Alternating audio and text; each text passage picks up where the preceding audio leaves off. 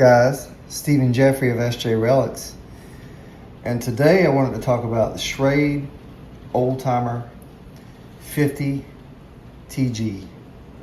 That's this knife sitting right here in front of us. This is brought to you by the Traveling Knife Box. It's two knives that are going around right now, two old timers that Joseph from JC Mountain Ajar sent out for us to check out. And as always, he's spreading the stoke and getting people excited about things. And it's a chance for us to get our hands on and look at and review knives that we may not buy or may not come across in the wild, and then we get to check it out and see what he's into. And again, this is just another example of this great community sharing and enjoying the hobby together by getting to check out cool knives. Anyway, looking at this knife, I got it last night, and it's a beautiful knife. It's saw cut chestnut bone. The build quality on it is really nice. You know, when you think about old timers, and you just think about just the classic old timers, you think of that saw cut Delrin, and that has especially for some of us that are of a certain age, it has a nostalgia quality. I can say for me it does, because my first experience was going to Kmart and buying Old Timer as my first knife, which I've shared that before, and I don't want that to become an old man story, but yeah, it was just many of us first experience of buying a knife or having a knife, or our first memories, or our grandpa or our dad was carrying an Old Timer, because they were the people's knife at the time. And you know, there was something you could go get easily, you know, just go down to your big box store at the time and buy one and throw it in your pocket and use it as a work knife. That said, this is a premium knife. Don't let it fool you. This is a premium knife. We'll discuss price later, price point, and you know, just the all the bells and whistles on this knife. It is made for Schrade by Bear & Son. That is right. It is a OEM, so it's contracted by Schrade Oldtimer. For, you know, Bear & Son makes it for them, and this is their USA made knife. And if you've handled a Bear & Son's knife before, you definitely have a feel for what this knife feels like. That said, it is a quality piece. It is 1095 carbon steel.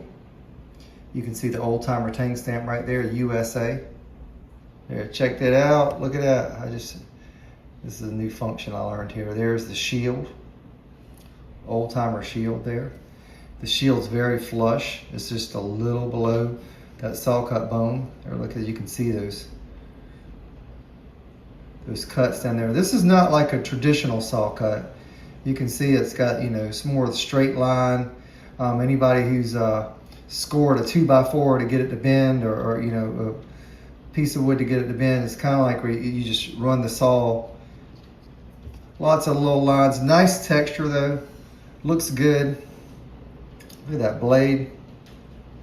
This thing is very shiny. This looks like CV steel, but it's not. It's 1095. It is a fingerprint magnet. There's the 50 TG, 1095 hard carbon steel. That said, this knife, it will take on a patina, from what I hear.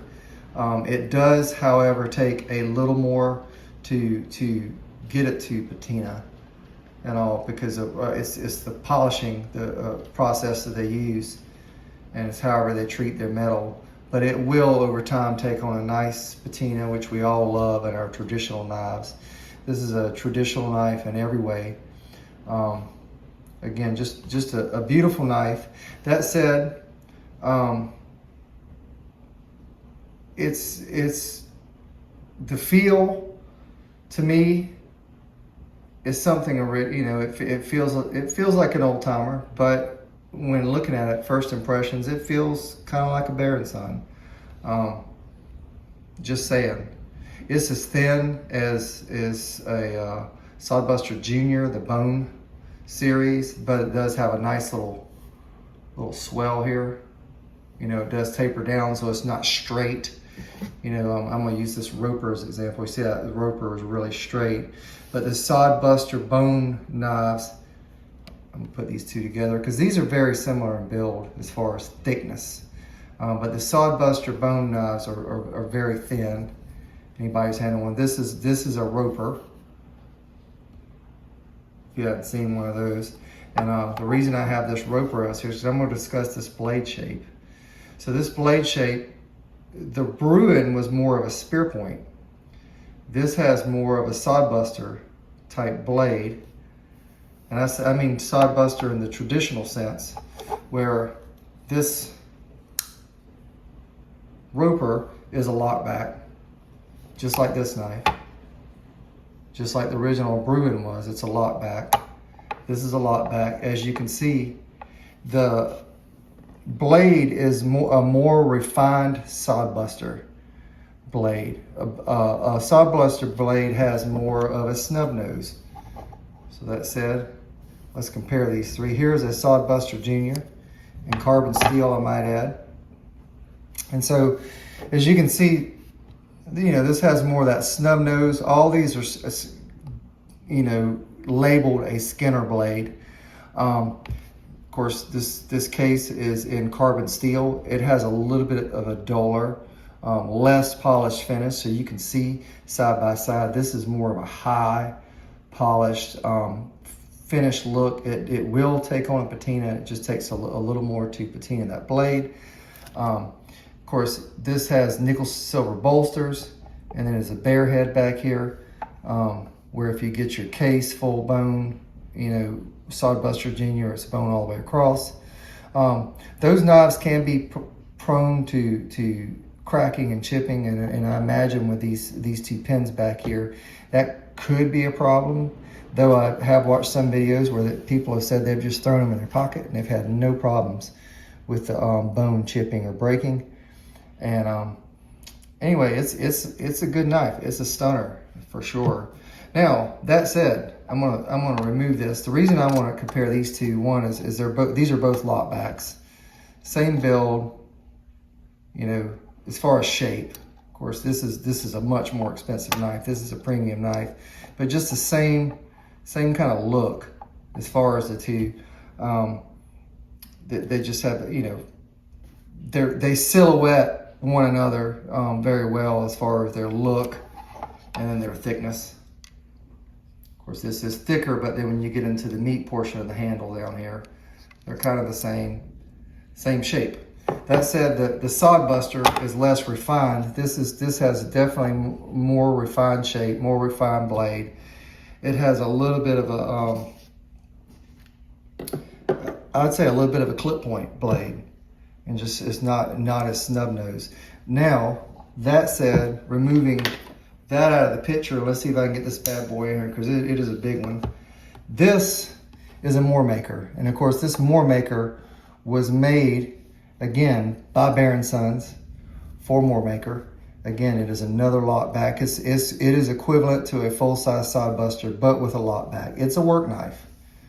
But you see that blade shape? That blade shape on that Moormaker is almost just like a Sodbuster. I almost swear this thing is slightly magnetized. I'm just noticing. That's weird. See it? Y'all see that? The blade is magnetized. I don't know what's up with that, but anyway, check it out. It's sticking. You see that? Somebody drop in the comments what's going on there. Look at that. Look at that. JC, you see this, man? Anyway, so this Moormaker, let me get back on track here. It is a sod buster, full size, but with a lock back. Again, the construction, very, very Behr & Sons. Of course, this one's thick. This one's beefy. I'd have to zoom out here to get the whole thing in there. It's a beefy, big knife. And, you know, just a solid work knife. But I just wanted to compare that blade shape and then, of course, that carbon steel. And there's your case. There's your Schrade. It's kind of like with these, I would just say it's kind of more like pick your poison. If you want a refined knife, something that has a more contoured edge, something that's you know, just comfortable in the hand, I would say it would be this. It's got a lot of grip with this saw cut chestnut bone. Just a beautiful knife, beautiful materials. I just want you to notice back here too. Very slight gapping. You can see it up here by the blade. Just very slight gapping. But the lock mechanism on that is just smooth, it's butter. And then this has a little bit of a detent right there. See, it just drops. Watch it. Just perfect. Everything you'd want a lock back to be. Definitely a much more refined experience than a sod buster. Blade centering on this is slightly to the pile side. As you can see, it's got a little, it just drifts over, but hey, case these days, you know, a lot left to be desired on blade centering. Again, is that a deal breaker for me? No, I'm just kind of, it is what it is. You know, I try to get a knife that's centered, but I'm not too worried about things being perfect, because I feel like if it's too perfect, I don't want to use it. But you know, I also want to get what I pay for. And I think in this knife, the price point is fair. Their list price $79.99. You can find it at Knife Center at $69.95. You can find it at Amazon at $63.65. Blade Shop at $61.69. And I'm gonna tell you, I just looked on the Old Timer site, and you can find it right now on the Old Timer site for a whopping $58.79. Now, I don't know about shipping and handling, but I think that's a good price. I think for this knife, if you went out right now and bought one for $58, you would not feel bad about it getting it. It's a beautiful knife. Again, it is USA made. You know, OEM, Behr & Sons. But if you are sentimental for the Old Timer knives, like I am, you're gonna love this one. Again, Old Timer was my first knife. There will always be a soft spot in my heart for this brand.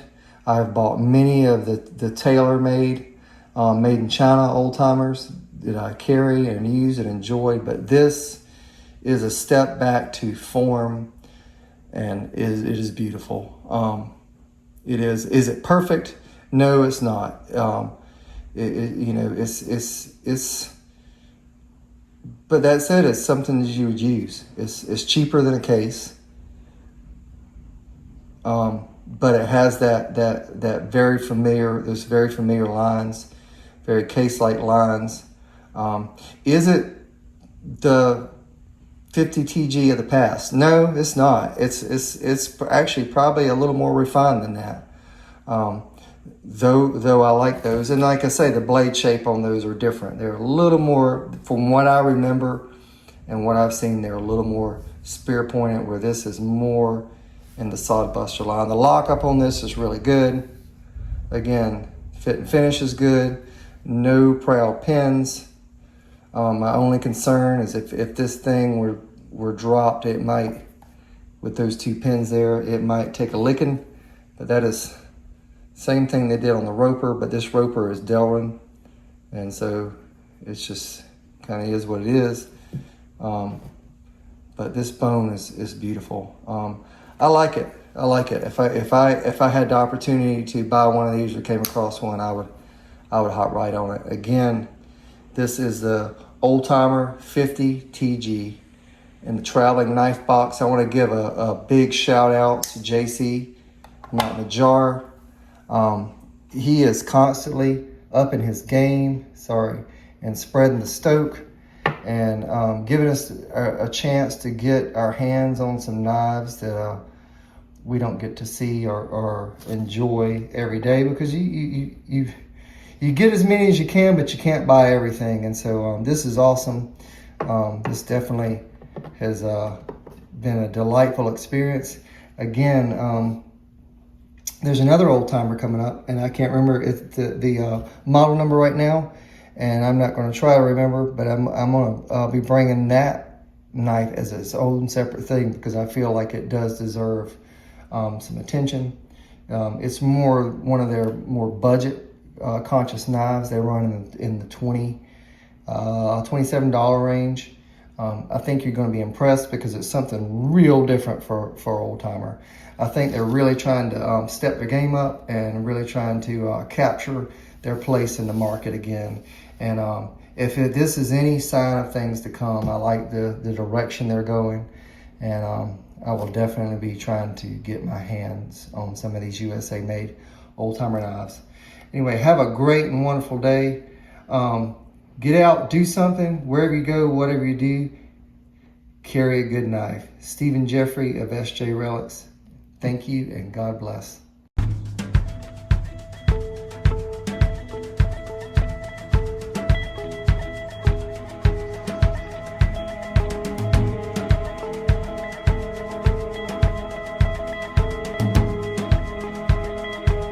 This is the burden of the lost,